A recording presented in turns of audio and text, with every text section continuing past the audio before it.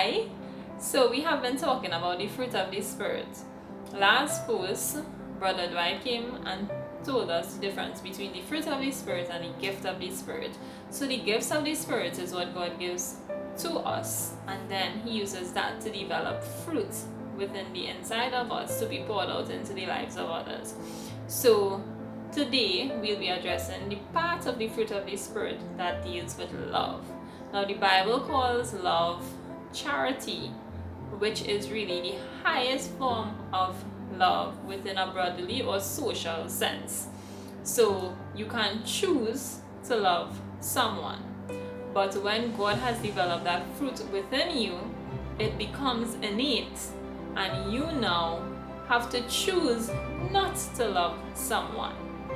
So as we go into the gift of love, or the part of the gift that speaks about love, we'll be reading from 1 Corinthians chapter 13 verses 4 to 8, and it says, "Charity suffereth long, and is kind.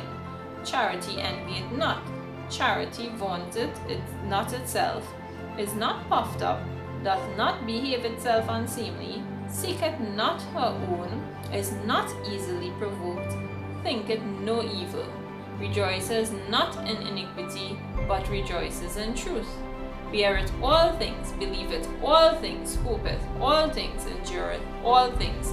Charity never fails. But whether there be prophecies, they shall fail. Whether there be tongues, they shall cease. Whether there be knowledge, it shall vanish away."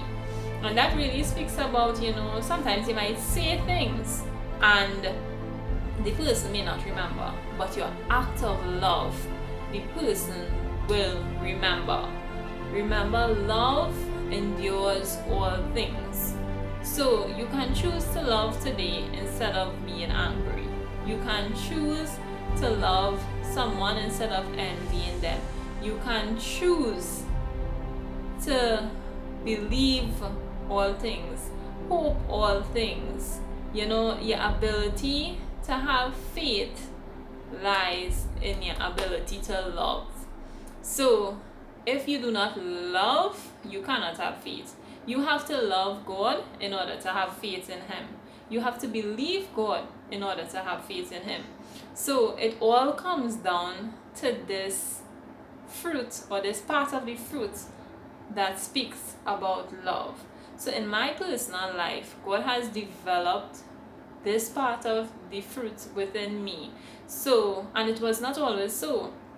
I had to actually make a choice to love before. But because God has developed this part of this fruit within me, now I have to choose not to love someone. So it's now innate in me to love. Love is my first response to anyone, and I have to choose not to love. So I'm encouraging you to develop this part of the fruit within you, or seek God so that He will develop this. And it's not just seeking God, but you have practical steps to take in order to develop this part of the fruit of love within you.